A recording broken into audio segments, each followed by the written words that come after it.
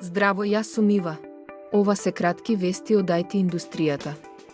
Коосновачот на Alibaba и AliExpress, Джек Ма, го посети Скопје и се прошета на скопскиот кеј, а беше и на ручек во Soul Kitchen. Джек Ма е четврти најбогат кинез и еден од најбогатите жители на планетава со богатство од над 38 милиарди долари. Освен во Скопје, Джек Ма бил забележан и во Белград, Тирана и Сараево.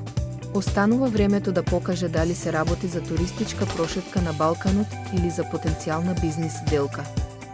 Агенцијата за заштита на личните податоци утврдила низа неправилности во процесот на дигитализација на матичните книги.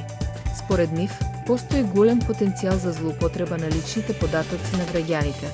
Не се открива колкав број и кои податоци биле изложени на ризик. Одговорните тврдат дека нема масовна злоупотреба на личните податоци, но со оглед на фактот дека не биле предвидени соодветни заштитни мерки за зачувње на приватноста, оваа изјава не делува толку уверливо. Google Bard, AI четботот, сега е достапен и во Македонија.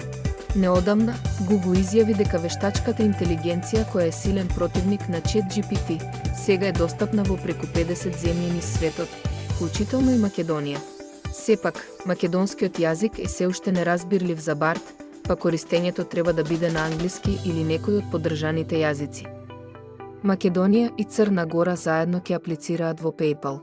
Откако се донесе новиот закон за платежни системи, постои реална можност за целосна достапност на PayPal во Македонија. Во процесот за аплицирање ќе се приклучи и Црна Гора и двете земји заедно ќе настапат пред PayPal.